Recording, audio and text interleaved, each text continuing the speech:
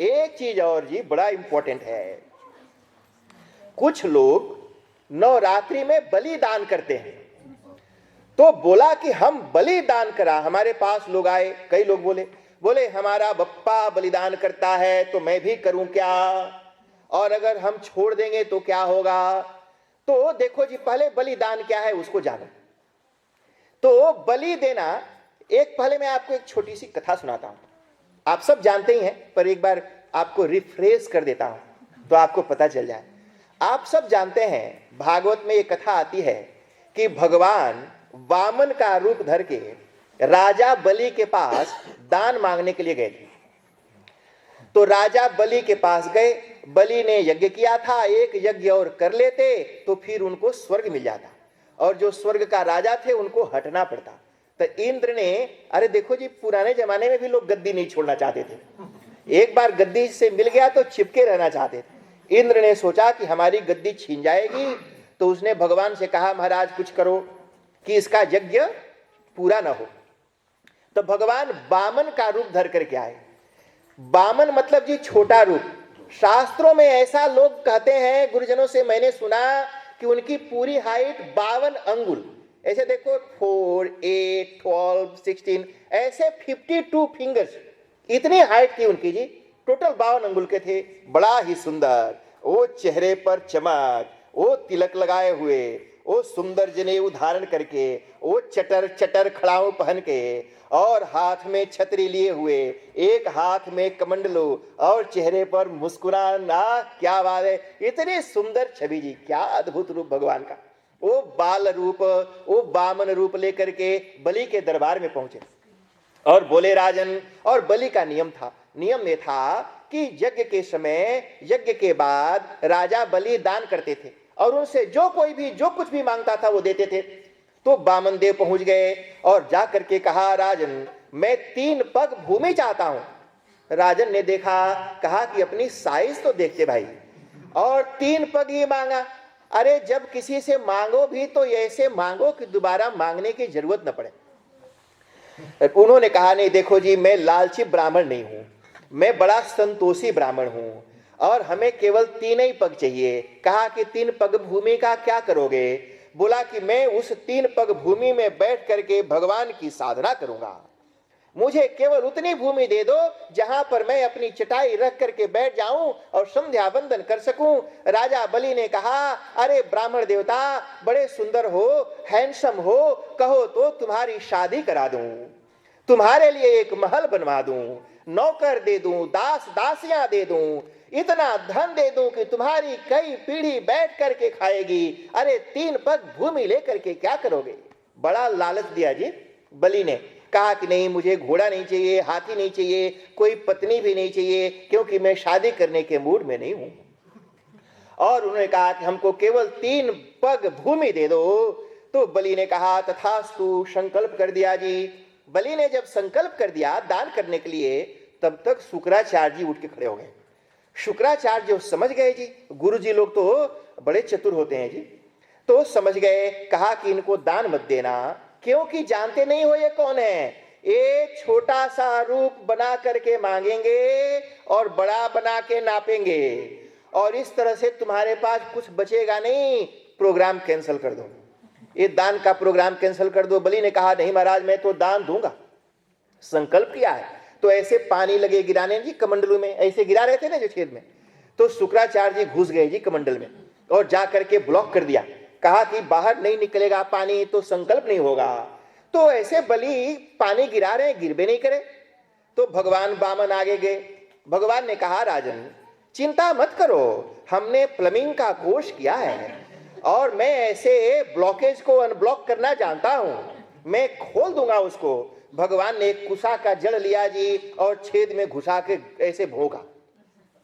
तो छेद में ऐसे भोंके, शुक्राचार्य जी इसे ताक रहे थे, आंखें ही भोंका गई उनकी। तो एक आंख भोंकाई तो मंत्र पढ़ते हुए निकला। अरे जब किसी की आंख भोंकेंगे तो गरियाबे करेगा ना जी। तो शुक्राचार्य जी भी गरियाते हुए निकले जी।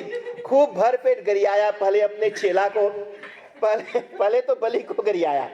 कहा कि तुम्हारे हमारी आंख पड़वा दी, अब तुम्हारे जिंदगी में कुछ भी अच्छा नहीं होगा। खूब गाड़ी गुरी दे करके वहां से चले गए। अरे गुरुजी लोग भी करी आते हैं, ऐसा नहीं सोचना। तो इसलिए, और हमारे एक तो गुरुजी थे जी बनारस में, वो तो जब पढ़ाते थे ना तो पढ़ाते ही व्याकरण पढ़ाते थे। तो व्याकरण में नियम होता है ना जी, तो पढ़ाते थे ए ससुरा सूत्र जो है, ऐसे गाली दे करके ही इधर से उधर पढ़ाते थे। वो बड़े बूढ़े थे एकदम। तो बलि को ऐसे खूब डांट डपट करके शुक्राचार्य चले गए। बलि ने संकल्प किया, बोला कि महाराज 3 पग भूमि मैं आपको देता हूं, आप जहां चाहें वहां नाप लीजिए। भगवान ने कहा कहां बाहर जाऊंगा, यहीं से शुरू करता हूं। तो भगवान ने अपना एक पैर उठाया जी, और एक पैर नापा जी, आकाश के तरफ गिरा। वो पैर जब भगवान ने ऊपर उठाया तो पैर ब्रह्मलोक में पहुंचा।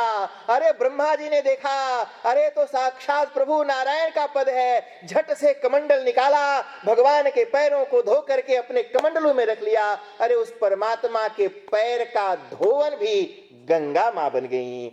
उसी समय जाम्बवन ने चारों तरफ दी 7 परिक्रमा उस विराट रूप की लगाई और धुंध भी बजाई। जाम्बवन की स्पीड बड़ी तेज था। उस जाम्बवन ने चारों बगल घूम करके उस विराट रूप का 7 प्रदक्षिणा की और शंख बजाया कि आज के बाद इस तीनों लोकों के पति भगवान हैं। तो एक पद में ऊपर नाप लिया, दूसरे में नीचे का सब नाप लिया, 2 ही पग में सब निपट गया। तीसरे पग के लिए जगह ही नहीं बचा जी।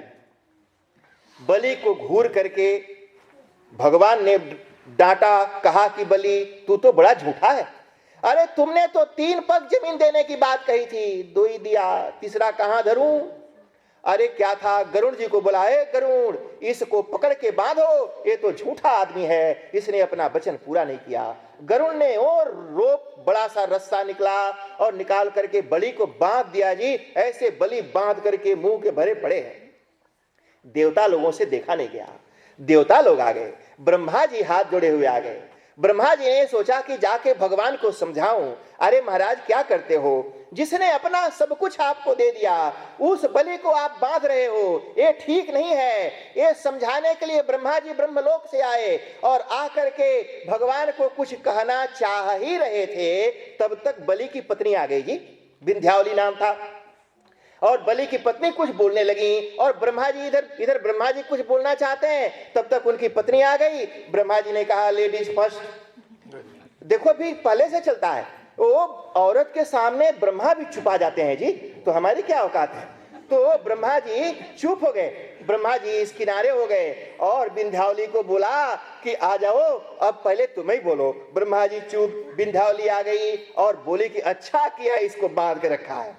देखो जी ये पत्नी होती है, पति बंधा पड़ा है और बांधने वाले को बोले अच्छा करा बांधा है इसको। ये दूसरे के माल को अपना बोलता है। कहा कि संसार में 2 ही लक्ष्मी है, भूदेवी श्रीदेवी, अचल संपत्ति और चल संपत्ति। चल का मतलब है जो चलता रहता है, डॉलर जी जैसे घूमता रहता है। अभी जो ज्ञान जी के जेब में है थोड़ी देर बाद मेरे जेब में होगा, तो वो जो है चल संपत्ति। दूसरा है अचल संपत्ति, जो एक जगह रहता है टिका हुआ, जैसे घर है, जमीन है। तो ये इसको कहते हैं भूदेवी और श्रीदेवी। ये दोनों तरह की देवियों के मालिक सिर्फ और सिर्फ परमात्मा है। और दूसरे की पत्नी को कोई बोले कि मेरी है मेरी है, तो बेचारे हस्बैंड को कैसा लगेगा जी, वो तो गदा मार के सिर फोड़ी देगा।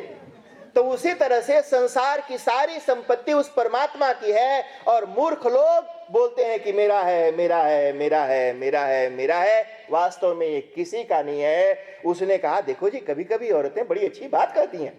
उसने कहा बांधो, अच्छा किया इसको बांध दिया।